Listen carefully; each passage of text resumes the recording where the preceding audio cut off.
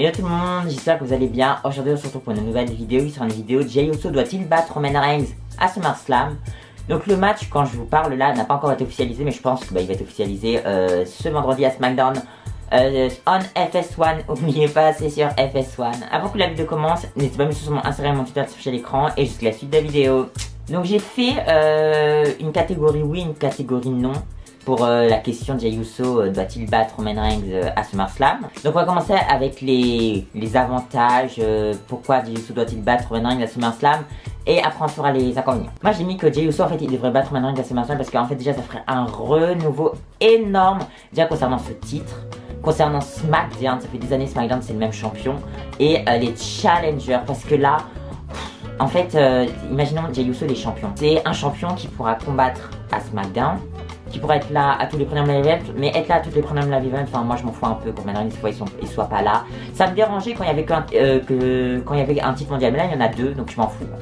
Sauf que là le problème avec Roman Reigns c'est que les main eventers de SmackDown, donc AJ Styles, Bobby Lashley, même très Sheamus même dedans, les gars ils combattent tous pour le titre des États-Unis. Pour le titre des États-Unis c'est pour les gars comme Santos Escobar, même LA c'est un main eventer mais il peut aller vers le titre des États-Unis, enfin j'espère qu'il va aller vers le titre des États-Unis parce qu'il a rien à faire à SmackDown, donc LA Knight, Grayson Waller, Austin Theory, bref tout ça c'est des gars pour le titre des États-Unis, mais sauf qu'il y a les main eventers qui sont avec eux. Ok, ça rajoute du prestige au titre des champions des États-Unis, mais ça rajoute, ça diminue les opportunités pour les autres qui doivent combattre au titre des États-Unis. Donc imaginons si Jey Uso déjà il est champion du monde, on pourra avoir les AJ Styles et Bobby Lashley qui vont vers le titre beaucoup plus régulièrement, qui combattent pour le titre, et moi ça me fait vraiment plaisir de voir déjà ces gars-là repartir vers des titres mondiaux, pas forcément les gagner, mais juste combattre pour ces titres mondiaux, ça serait vraiment super cool. On peut même rajouter Solo Sikoa dans les main eventers. Également, le champion, comme il serait beaucoup présent, on aurait toutes les semaines, pourquoi pas, le champion qui combat dans les matchs tag team, ou même un règne un peu à la Seth Rollins, mais différent.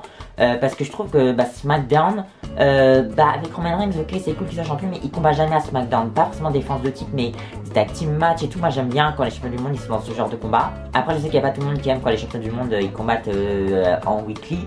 Je dis pas qu'il faut qu'ils combattent toutes les semaines, mais qu'ils combattent de temps en temps par exemple. En plus, Jey Uso c'est un babyface, c'est un des plus grands babyface de SmackDown en ce moment. J'ai vu un truc comme quoi c'était lui qui vendait le plus de t-shirts en ce moment à la WWE, donc son t-shirt avec écrit Jey Uso, The Real One, je crois c'était. Moi je suis super content pour lui parce que j'adore Jey Uso, et j'ai vu qu'il était également sur le poster de Fastlane. Je me dis pourquoi pas Jey Uso qui bat Roman Reigns. Bon, j'y crois pas, je pense que Roman Reigns va conserver, mais voilà. Maintenant on va aller vers les arguments contre pourquoi moi je pense que Jey Uso doit pas battre Roman Reigns.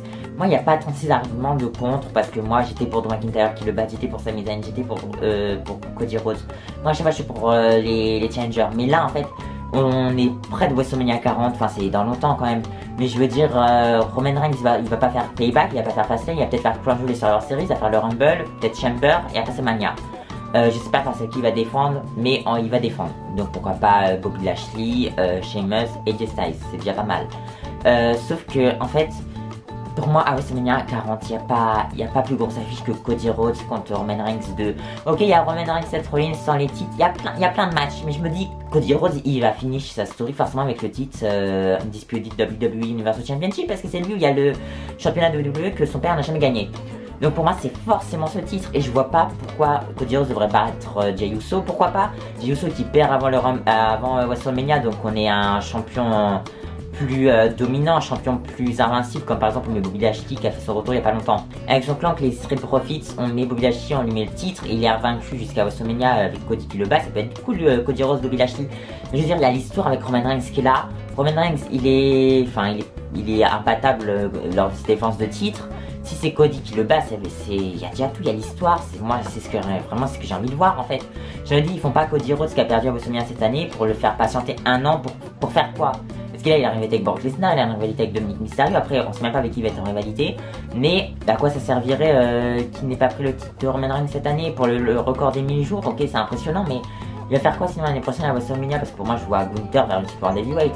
Donc voilà, pour moi forcément Cody Rhodes il va aller chercher ce titre, et voilà pourquoi moi je vois plus Roman Reigns conserver et jusqu'à Mania 40. Et en plus ça fera un gros moment, même si à SummerSlam moi j'aimerais beaucoup à SummerSlam que Jey Uso le batte.